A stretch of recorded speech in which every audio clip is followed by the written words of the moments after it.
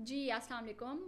ये सवाल मुझसे अक्सर पूछा जाता है और अभी फिर से किया गया कि जी आपकी CSS एसए के लिए क्या स्ट्रैटेजी रही।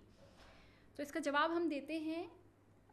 काफ़ी सारी चीज़ें हैं जिनको आपने मद्देनज़र रखना है। एक तो ये कि when it comes to CSS essay,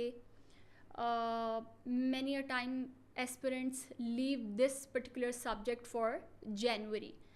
तो वो बाकी सब्जेक्ट्स की प्रेप करेंगे और इंग्लिश ऐसे से रिलेटेड उनका ये रहेगा ख्याल कि चलें इसे हम जाके जनवरी में देख लेंगे, थोड़ा नज़र डाल लेंगे, थोड़े कॉन्सेप्ट्स जो हैं फ्रेंड से पूछ लेंगे, कुछ तब हम प्रेप कर लेंगे। तो जो स्ट्रैटेजी मेरी रही CSS एसए को लेके, because this is a very important subject and 95-97% of the candidates flunk this particular subject.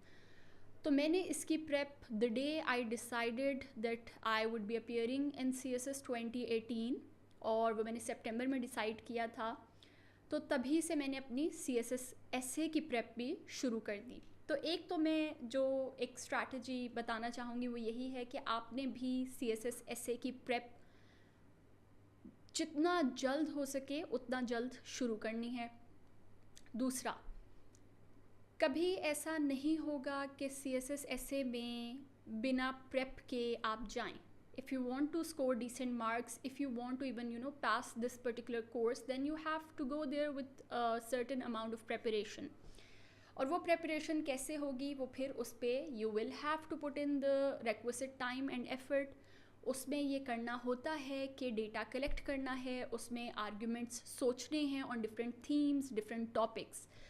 तो जो दूसरी चीज़ जिसका मैंने ख़याल रखा और जो मेरी स्ट्रैटेजी रही वो ये रही कि Sunday would be the day on which I would prepare for CSS essay. तो बाकी 6 दिन मैंने डिफरेंट सब्जेक्ट्स को प्रिपेयर किया अकॉर्डिंग टू माई स्केड्यूल जो मैंने बनाया होता था, और संडे को मैं एसए के लिए डेटा कलेक्ट करती थी इंटरनेट के थ्रू।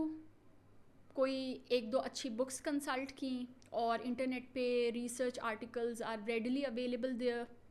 लेटेस्ट जो भी स्टार्ट्स फिगर्स हैं वो वहाँ रेडली अवेलेबल होते हैं, स्पेशली जो हर साल थीम्स चेंज होते हैं ऐसे के। तो उससे रिलेटेड भी डेटा अगर आपने कलेक्ट करना है तो उसके लिए best source is the internet. तो मैं इंटरनेट पे जाके अपना डेटा कलेक्ट किया। मेरे पास एक नोटबुक होती थी, उसमें डेटा अपना गैदर किया, important quotations, important starts figures, उन सबको मैंने एक जगह पे कलेक्ट किया। क्योंकि ऐसा मुमकिन नहीं कि जनवरी में जाके या फेब में जाके, जब ऑलरेडी हम रिवीजन कर रहे होते हैं बाकी सब्जेक्ट्स को, या अगर हमारा एक आधा कोई subject we are lagging behind तो हम उसे कवर करने की कोशिशों में होते हैं, तो उस टाइम ये मुमकिन नहीं होता कि हम डेटा तब कलेक्ट करें। The easiest thing to do at that time is के रिवाइज़ कर लिया जाए अपना डेटा बैंक, उसको एक दफ़ा फिर से स्टार्ट्स वगैरह को हम रिवाइज़ कर लें। तो आपने ये करना है कि आपने भी डेटा, कोटेशंस, स्टार्ट्स वो अभी से कलेक्ट करते रहना है। अच्छा, अब तीसरी चीज़ अगेन जो मेरी भी स्ट्रैटेजी रही और जो मैं अपने स्टूडेंट्स को भी इंस्ट्रक्ट करती हूँ और वो मैं आपको भी कहूँगी, वो ये है कि आपने डिफरेंट थीम्स प्रिपेयर करने हैं, आपने टॉपिक्स प्रिपेयर नहीं करने। क्योंकि जब आप CSS एसए का पेपर देने जाएंगे तो उसमें ऐसा नहीं होगा कि कोई टॉपिक ऐसा आया हो कि जो आपने प्रिपेयर किया हुआ है या जिस पे आपने डेटा कलेक्ट किया है। नो, होगा ये कि आपने थीम प्रिपेयर किया होगा और उस थीम के ऊपर कोई एक टॉपिक आया होगा। For example, if you have prepared the theme of climate change, तो वहाँ पे जब आप ऐसे का पेपर देने जाएंगे, अब उस थीम से रिलेटेड टॉपिक कुछ भी आ सकता है।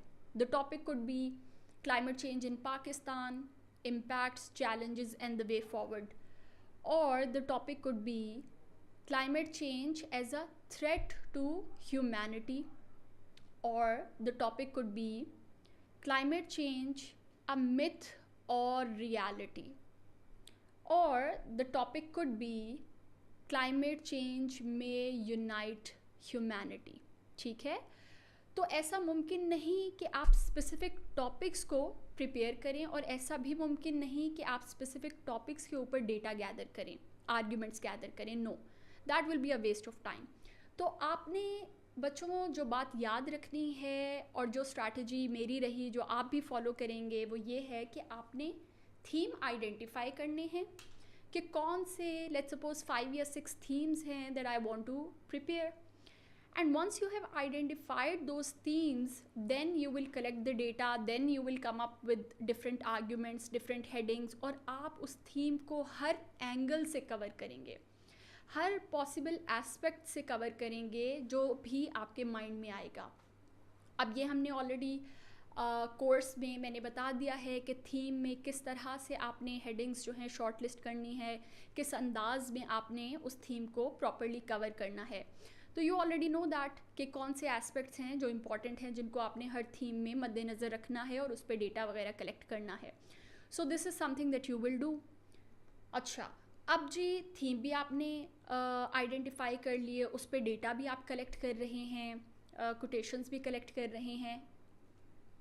अब द मोस्ट इम्पॉर्टेंट थिंग वो है प्रैक्टिस.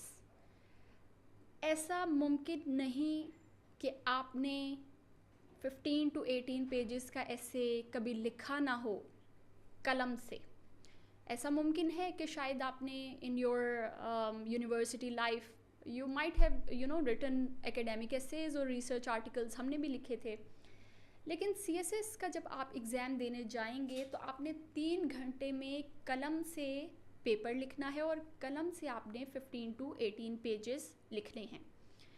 तो ये मुमकिन नहीं कि आप फर्स्ट गो में वहाँ जा रहे हैं और ज़िंदगी में पहली दफ़ा आप कलम से पेपर लिख रहे हैं और आप एक बहुत अच्छा कोहेरेंट वेल ऑर्गेनाइज्ड ऐसे लिखते. नो. सो जो स्ट्रैटेजी एक रही मेरी, और जो मैं आपको भी एडवाइस करूँगी, वो ये है कि आपने प्रैक्टिस करनी है. हर संडे को शाम के टाइम आप आइडेंटिफाई कर लें कि जी मैंने 5 to लेट्स सपोज 9 PM या 10 PM ऐसे लिखना है, और फिर जो थीम्स आपने आइडेंटिफाई किए हैं उन पे आप फुल लेंथ ऐसे लिखने की प्रैक्टिस करें. ठीक है, तो ये कुछ स्ट्रैटेजी रही मेरी CSS ऐसे से related, and this is something that I will advice कि मेरे स्टूडेंट्स भी इसको फॉलो करें. थैंक यू जी. अल्लाह हाफिज़.